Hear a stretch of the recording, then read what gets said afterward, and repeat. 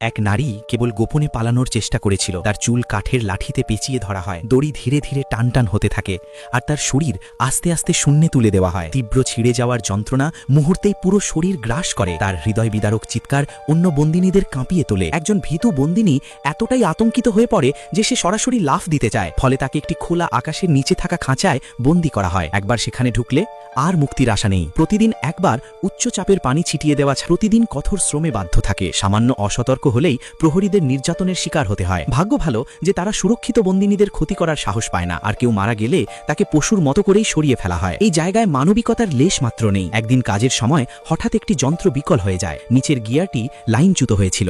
কারা প্রধান এতে প্রচণ্ড ক্ষিপ্ত হয়ে ওঠে। পেশাদার কিনা তা একেবারেই না ভেবে সঙ্গে সঙ্গে কোকড়ানো চুলের এক মেয়েকে নিচে নামিয়ে পরীক্ষা করতে বলে। সে গিয়ারটি ঠিক করার সঙ্গে সঙ্গেই উপরের দিকের আরেকটি গিয়ার হঠাৎ খুলে পড়ে যায়। সবাই মিলে যখন সেটি সরানো হয়, ততক্ষণে সেই মেয়েটি পিষ্ট হয়ে মাংসপিণ্ডে পরিণত হয়েছে।